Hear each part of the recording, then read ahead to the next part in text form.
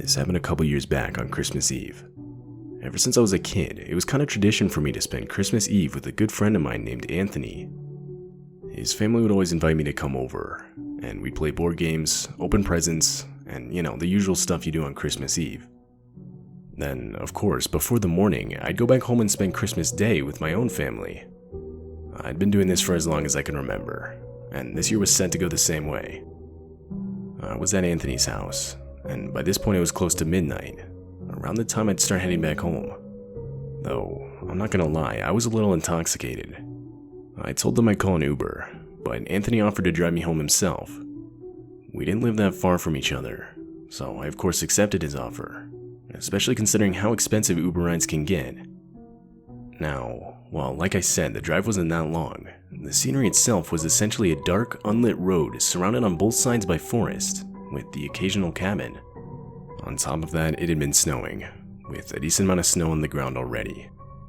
I'd memorized these roads ever since I was a kid, but even to this day, I still get an eerie feeling being on them at night.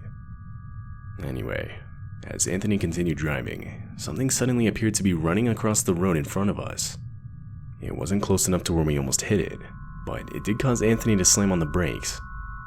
Now, mind you, the road is pitch black, so while we did look out the window into the woods to see if we could see what it was, realistically all we could see was what was being lit by the car's headlights directly in front of us.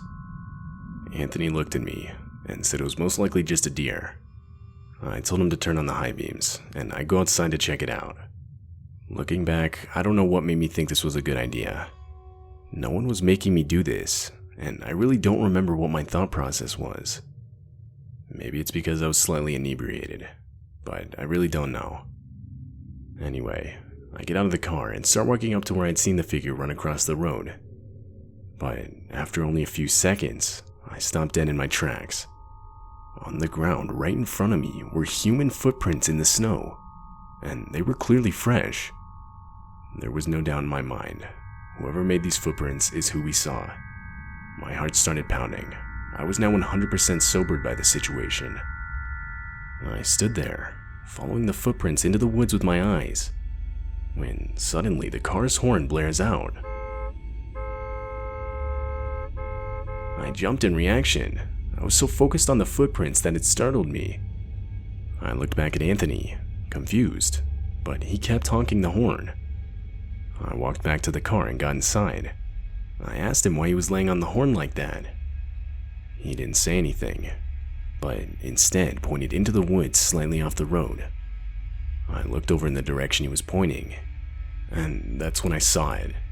I could barely make out a man standing maybe only 40 feet from where I had just been. He was staring directly into the ground, so I couldn't see his face. Though he had short black hair and was wearing jeans and a t-shirt, which definitely was not enough when considering how cold it was outside.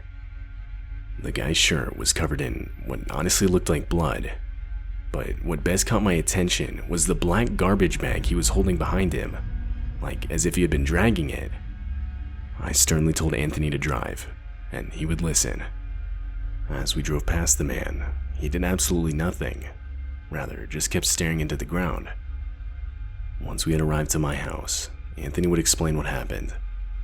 While I was out looking at the footprints, he had begun to notice a figure moving towards me. He would then lay on the horn, which caused the figure to freeze and me to look back at Anthony. Shortly after, followed by me walking back to the car. We would later call the police and report a man in the woods dragging what looked like a body in a black garbage bag. But they would never find anybody. In fact, they wouldn't even find the footprints, likely due to them disappearing because of how hard it was snowing at the time. For obvious reasons, Anthony would end up staying with me and my family that night.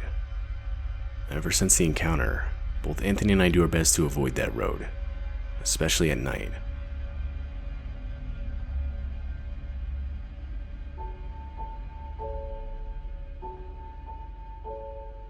This happened on Christmas Eve when I was 26.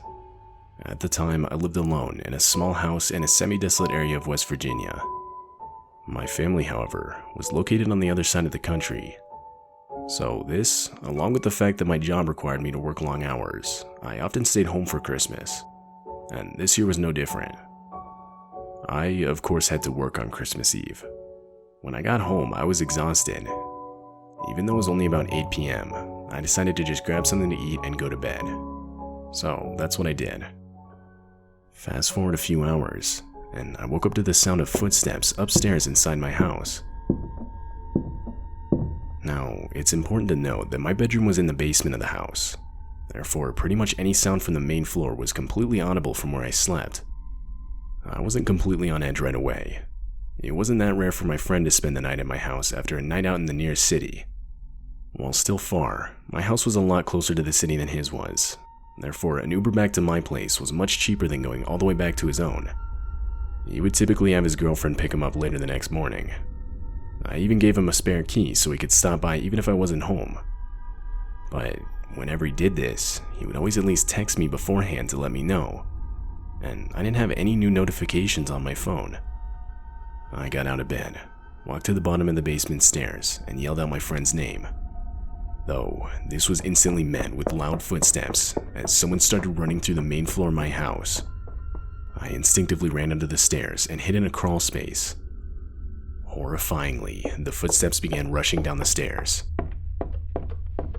There was nothing I could do at this point but pray that whoever was in my house would not check inside the crawl space. I sat there and listened as footsteps ran all throughout the basement. Whoever this was began flipping couches, moving furniture, and forcefully kicking down closets, all in what I can only assume was an attempt to find me. I couldn't control my breathing at this point, and my heart was beating out of my chest. Should the crawl space door be found, I had nothing to defend myself. I left my phone in my bedroom, so I had no way of even calling someone. That's when I could hear a male scream of frustration echo throughout the basement. And this was shortly followed by the man running back up the stairs. I would wait in my basement's crawl space for the next what had to be close to 2 hours. Periodically throughout this time, I would hear crashing/banging sounds from the main floor. Though, after there was a 15-minute period of silence, I took the opportunity to run to my room and get my phone. The first thing I noticed when I exited the crawl space was the complete and utter disarray of my house's basement. Not much was necessarily broken, rather the basement was just in a state of complete chaos. However, my cell phone was miraculously left on my nightstand. So, I quickly grabbed it, ran back into the crawl space, and called the police. I would wait in the crawl space for the next 20 minutes until police arrived. When they did, I would go upstairs and reveal myself. The main floor was a mess, almost just as bad as downstairs. On top of that, all the doors into the house had been left completely open. I would explain the situation to the officers that arrived, and they would proceed to completely check the house from top to bottom. At no point did they find the intruder, though they did find where the intruder had entered the house. This would turn out to be the back sliding glass door that had forcefully been pried open. The police officers asked for all the information I knew and filed a report, though I got the sense I wasn't much help to them. I didn't really have much to give them other than what I heard, as I never really saw anything. Ultimately, they told me to stay with friends or family until I could get the back door fixed. So that's what I did. I stayed with a friend that night and ended up spending all of Christmas Day cleaning up my house and fixing the back door. This experience happened years ago now, and I still have not even a clue who the intruder was. Nothing was stolen, so it obviously wasn't just your everyday house intruder. Ever since it happened, I've sort of just stuck with the belief that it was some random guy who was not mentally stable. But I don't think I'll ever be able to confirm this. I still do everything I can to not think about what would have happened had the intruder looked for me in the crawl space. I lived in that house for another year after that, and nothing else would happen during that time.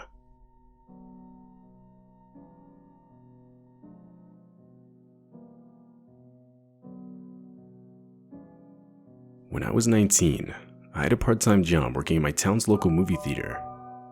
This happened on Christmas Eve, a night that I was scheduled to work. I never really understood why the theater stayed open over the holiday. It was always completely dead, or at least in my town. Though, this fact alone made working the Christmas Eve shift not that bad. Yeah, you have to work, but there's not really anything to do. You could basically just sit there on your phone until close. We would typically close around 1 a.m. I had an 8-hour shift, and the second half of it I would be working alone. This would mean I'd be the one responsible for locking up the building, something I had done on multiple different occasions. As I expected, the shift was pretty uneventful. We'd get maybe 1 or 2 people coming in every hour at most. At around 10 p.m., because where I sat during my shift had a view outside, I couldn't help but notice a car just sitting near the back end of the parking lot, like headlights facing the building just sitting there. I didn't think it was weird at first. It wasn't uncommon for moviegoers to wait in their car until their movie started, so that way they wouldn't have to watch the commercials that played beforehand.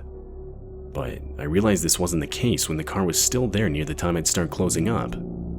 By this point, there were literally only 2 cars left in the parking lot, mine and the one in the back, still running and with its headlights on. I began closing up, hoping that by the time I was done, the car would be gone. But it wasn't. It was still there just as before. All I had left to do was lock the front doors and I could leave. I was dreading this, but I figured the quicker I got it done, the quicker I could go home.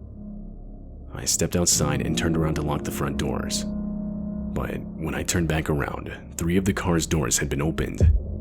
This would be shortly followed by 3 grown men stepping out and starting to speed walk in my direction. I was now in a full panic and started sprinting towards my car, not even trying to hide it. This would be met with the men doing the same. Luckily, however, I was closer and was able to get inside and lock the doors before they could reach me. But as I started to back out, I saw the men running back towards their car. And as I was exiting the parking lot, the car pulled right up to my bumper. I instantly knew they were going to follow me. I didn't know what to do or even where to go. If I went home, they would know where I lived. I ended up calling my dad in a panic, and he would have me meet him at the nearest police station. The car followed me all the way there. Once I reached the police station, however, the car would zoom past me. This was hands down the scariest thing I've ever had to go through. I live in a town where stuff like this is extremely rare, so I guess I never really thought I myself would ever encounter a situation like this. Had I taken a few extra seconds to get to my car, I would have been subject to whatever these guys had planned, which I still don't know what that was, but from what I could tell, it clearly wasn't anything good. Come Christmas morning, and I would call my boss to inform him of what I had experienced. Afterward, I would never be scheduled to work the late shift again.